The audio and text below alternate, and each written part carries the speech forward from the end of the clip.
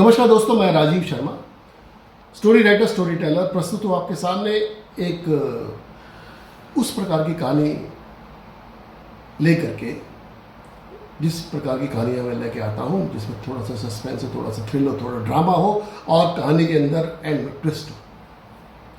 और ये कहानी भी ऐतिहासिक पुट लिए हुए है। ये कहानी महाकवि माघ के जीवन पर आधारित है। इस कहानी का शीर्षक है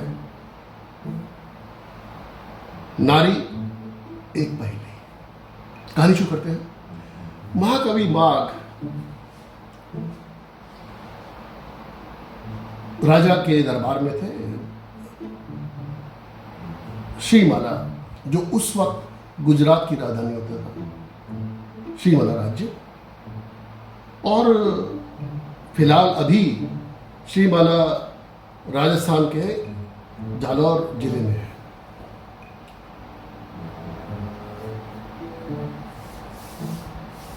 तो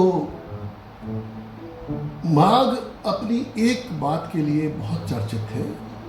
बहुत बड़े दानवीर थे, और इतने बड़े दानवीर थे कि वो सब कुछ, जिसे कहते हैं ना, घर फूक तमाशा देखना,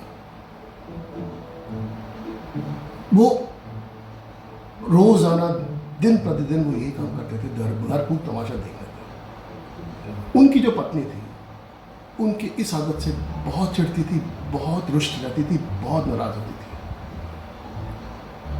उनका एक सेवक था। वो सेवक उनके लिए पूरा समर्पित था, लेकिन विनोदी स्वभाव का था। इधर की बात उधर, उधर की बात इधर करने का उसकी आदत थी। तो उस दिन की बात है, सेवक पत्नी को, महाकवि माघ की पत्नी को कहता है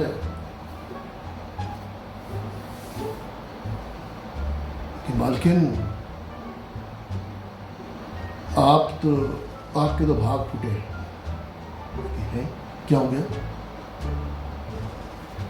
कह रहे, आज महाकवि ने इतना बड़ा कवि सम्मेलन किया, इतनी वाहवाही लूटी, इतने उनको इनाम मिले। कहते इनाम मिले? कहते हाँ। कहते किसी ने गाय दी। कहता गाय का है? कहता गाय किसको दे दी? कहता किसी ने उनको रत्न दान करे। कहते रत्न का है? कहता रत्न दे दिए। कहते और तो और, वहाँ के जो मुख्य अतिथि जो थे उस समारोह में, उसने अपना रत्न जड़ित सोने का हार अपने गले से निकाल करके उनके गले में डाल दिया। चल, खुश होती है, सोने का हार तो बच गया। कहती और तो और मालकिन, दूसरे ने उनकी देखा देखी अपने रत्न जड़ित सोने की अंगूठी अपने हाथ से निकाल करके उनके उंगलियों पहना दी है। Very good. उसने सोचा मनी मन में, बहुत अच्छा हो रहा। तो चलो, वो भी अंगूठी बची। कहाँ बची मालकिन? हार भी चला गया, वो अंगूठी भी चली गई। कहता क्यों, चोर डाकू मिल गए क्या? अरे कहाँ के चोर डाकू, सभी वो सबको बांटा है रास्ते में, खाली हाथ आ रहे हैं झुंझुना जाते हुए। अब पत्नी के तो आप दिखाना था, तो गुस्से में अपने को भवन में चली गई। और जब महाकवि माघ आए तो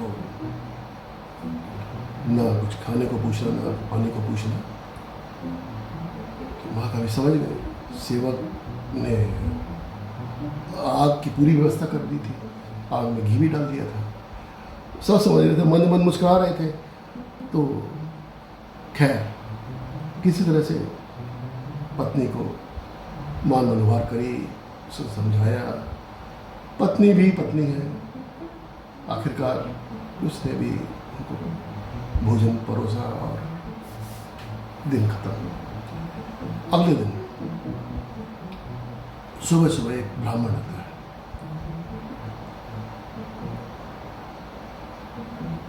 सेवक महाकवि माघ के सामने उनको प्रस्तुत करता है। वो उनका चरण स्पर्श करता है और कहता है, वो पूछते महाकवि माघ कहाँ से आए?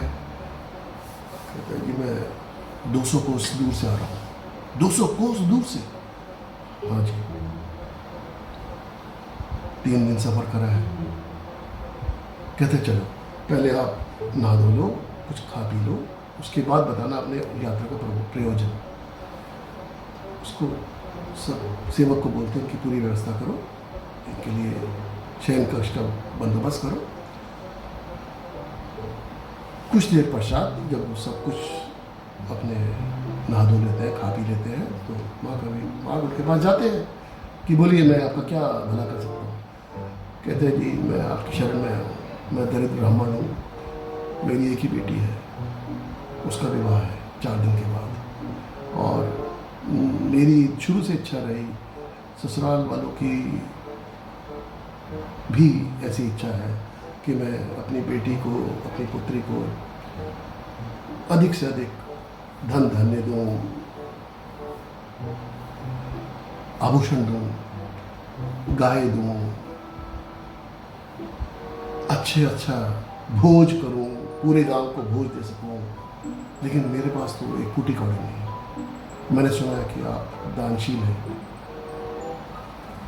तो महाकवि माँ सोचते हैं 4 दिन का समय, चलो कुछ ना कुछ करते हैं। अगले दिन सेवक को बुलाते हैं, अरे भाई बात सुन, मालिक अभी समय नहीं है, अभी मालकिन गई है मंदिर में, कुछ पूजा का कार्यक्रम है, 2 घंटे वहाँ पर रहेंगी वो, और मेरे को ये जो बर्तन जो है ये सब चमकाने हैं, वो काम दे रही है मेरे को।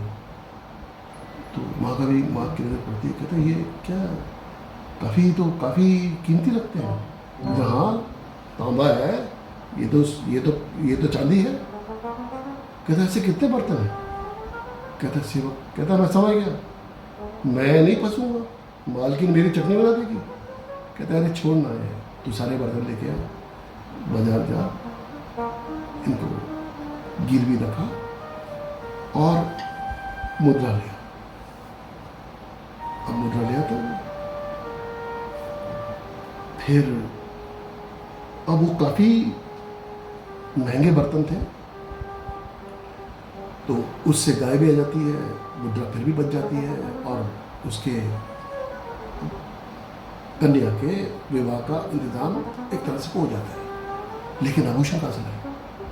अब उस रात को कि पत्नी को तो पता नहीं चलता, वो रात भी निकल जाती है। अगले दिन पत्नी पूछती है ये आजकल ये सेवक जो है ये आजकल पास वाले गांव में बहुत जा रहा है, क्या बात है?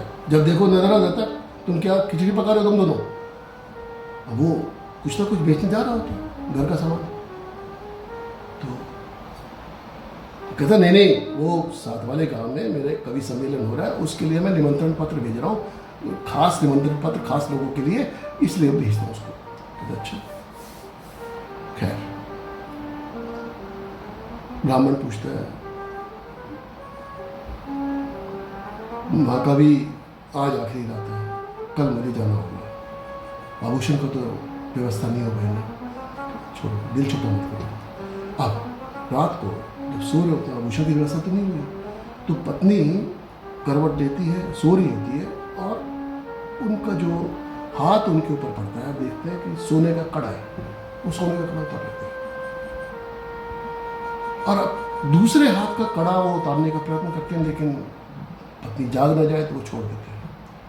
अगले दिन सुबह सुबह वो ब्राह्मण को सारा धन देते हैं कि ये सारा धन है, तुम्हारे गाय की व्यवस्था कर दी है, गाय बाहर खड़ी है, गाय ले जाओ, धन ले जाओ, और ये सोने का एक कड़ा है, ये ले जाओ और कृतार्थ करो।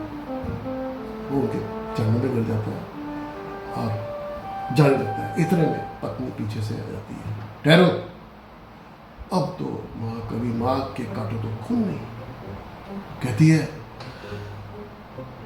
कैसे, किसने तुम्हें महाकवि बना दिया है?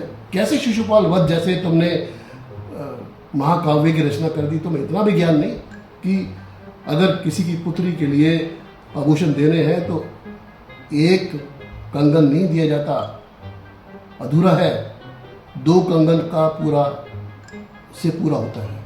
दोनों हाथ में दोगे ना दूसरा हाथ नंगा रखोगे उसका, ये लो दूसरा कंगन भी। तो दोस्तों इसे कहते हैं एक कहानी में पेच। तो कहानी मैं यहाँ पे समाप्त करता हूँ। आप इसे लाइक करें, इस पर कमेंट करें और मेरे चैनल को सब्सक्राइब करें। धन्यवाद।